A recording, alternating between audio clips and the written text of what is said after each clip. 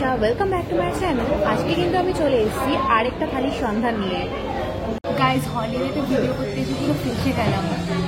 আসলে আমরা basically উইকডেজে video করতে যাই, এই প্রথমবার উইকেন্ডে ভিডিও করতে গিয়ে বেশ বিপদে পড়তে হয়েছে। মানুষের ভিড়ের কারণে অরিজিনাল ভয়েস দিতে পারিনি, প্লাস শুরুর দিকে বসার জায়গা নিয়ে কিছুটা ভোগান্তিতেও পড়তে হয়েছে। এখানে কিন্তু দুর্গাপুজো উপলক্ষে বেশ কয়েকটা বাঙালি থালি লঞ্চ হয়েছে। এখানে থালির দাম শুরু হয় মাত্র 299 থেকে। আগের থালির ভিডিওটা যেমন শেয়ারেবল ছিল, আরামসে দুজনের পেট ভরে যেত, কিন্তু এই থালিটা কিন্তু অনলি 1 এর জন্যই। এই থালির দামটাও কিন্তু অনেকটাই কম। আমি কিন্তু নিয়েছিলাম ওদের শারদীয়া স্পেশাল থালিটা। এটা কিন্তু পুরো অথেন্টিক একটা বেঙ্গলি থালি, যার মধ্যে ছিল কিন্তু শাক, ঘেটকল পাতা বাটা, তারপর ছিল কিন্তু ভেজ ডাল, ঝুরি আলু ভাজা, লুচি, ছোলার ডাল, শুক্তো, ছানার কোপ্তা, দই, মিষ্টি, চাটনি, পাঁপড়, আর আজকে শো স্টপার লাল লাল ঝাল ঝাল মটন কষা। লাল লাল ঝাল ঝাল দিয়ে মনে পড়লো একটা ব্লগারের কথা, বুঝতেই পারছো তোমরা। যাই হোক, ফার্স্টে আমি এই থালি থেকে ট্রাই করেছিলাম লুচি আর ছোলার ডালটা। অষ্টমীর সকালটা কিন্তু প্রায় সকল বাঙালির বাড়িতেই প্রায় সেম জলখাবারই থাকে।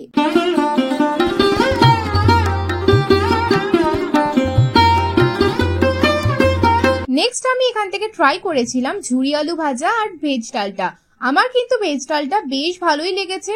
এই ঝুরি আলু ভাজা দিয়ে ভেজ ডালটা খেতে কিন্তু বেশ ভালো লাগছিল। আমি শাক, কলার খোসা বাটা এগুলো কিছুই ট্রাই করিনি, কারণ বাটাটা আমি হালকা মুখে দিয়েছিলাম।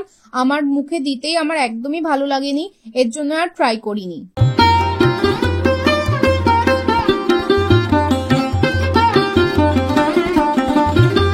নেক্সট আমি এই থালি থেকে ট্রাই করেছিলাম শুক্তোটা। শুক্তো খেতে কার কার ভালো লাগে আমাকে অবশ্যই কমেন্ট সেকশনে জানিও কিন্তু তোমরা। এই শুক্তোটা খেতে কিন্তু দারুণ ছিল। আমি তোমাদের আরেকটা জিনিস সাজেস্ট করব, তোমরা বাড়িতে শুক্তো বানালে শুক্তোর মধ্যে আরেকটা জিনিস জাস্ট অ্যাড অন করবে, সেটা হচ্ছে হেলেঞ্চা শাক। আমি গ্যারেন্টি দিয়ে বলতে পারি তোমাদের দারুণ লাগবে। জাস্ট আমার কথা শুনে একবার ট্রাই করে দেখো।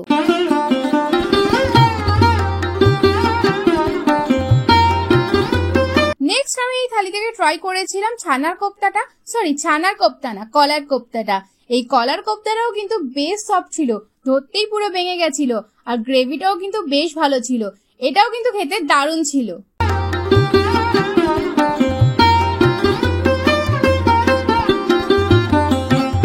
দেন আমি ট্রাই করেছিলাম কই মাছের ঝালটা। মাছে ভাতে বাঙালি যারা আছো তাদের কার কার কই মাছ খেতে ভাল লাগে আমাকে অবশ্যই কমেন্ট সেকশনে জানিও কিন্তু তোমরা। কই মাছের ঝালের মধ্যে সর্ষেটা কিন্তু হালকা তেতো লেগেছে। আমার কই মাছের ঝালটা কিন্তু অতটাও ভালো লাগেনি।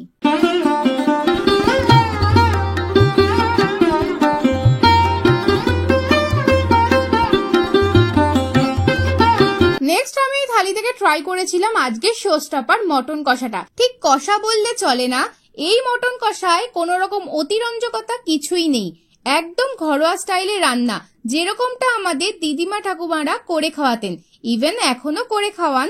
যাই হোক, দেখতে কিন্তু এটা বেশ লোভনীয় লাগছিল, আর মটনের পিসগুলোও কিন্তু বেশ ভালো ছিল, আর কোয়ালিটিটাও কিন্তু দারুণ ছিল। পুজোর সময় কিন্তু এই থালিগুলো এখানকার হট সেলিং আইটেম। সময় পেলে এই থালিটা কিন্তু অবশ্যই ট্রাই করো এই পুজোয়। নেক্সট কিন্তু ছিল আমাদের চাটনি আর পাঁপড়, আর এই থালিগুলো কিন্তু তোমরা খুবই অ্যাফোর্ডেবল প্রাইসে পেয়ে যাবে। এই থালিগুলোর দাম শুরু হয় মাত্র 299 থেকে। তাহলে এই পুজোয় এই থালিগুলো কারা কারা ট্রাই করছো আমাকে অবশ্যই কমেন্ট সেকশনে জানিও কিন্তু তোমরা। আর সব শেষে ডেজার্টে ছিল কিন্তু রসগোল্লা আর সাদা দই। তাহলে এই থালিটা ট্রাই করতে দেরি না করে চটপট চলে যাও বারাসাতে শোলে কিচেনে। আরে দাঁড়াও, এখনো খাবার দাবারের পালা শেষ হয়নি। নেক্সট কিন্তু আমি এখান থেকে ট্রাই করেছিলাম মাটন বিরিয়ানিটা। মাটন বিরিয়ানির মধ্যে প্রায় 200 গ্রামের একটা মাটন ছিল, আর ছিল কিন্তু জাম্বো সাইজের একটা আলু।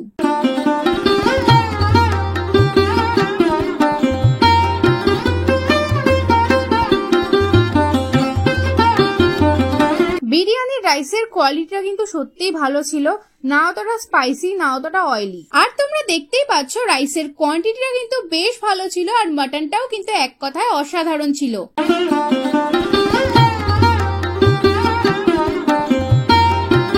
আর কমপ্লিমেন্টে ছিল কিন্তু আইসক্রিম। তাহলে এটাই বলবো, দুর্গাপুজো সবার ভালো কাটুক, সাবধানে কাটুক, মিনময়ী মা যেন দোষীদের উপযুক্ত শাস্তি দিক। তাহলে আজকের মতো ভিডিওটা এখানেই শেষ করলাম। দেখা হচ্ছে নেক্সট ভিডিওতে, ততক্ষণের জন্য টাটা সবাইকে। আর হ্যাঁ, ভিডিওটা ভালো লাগলে লাইক, শেয়ার আর সাবস্ক্রাইব করে দিও।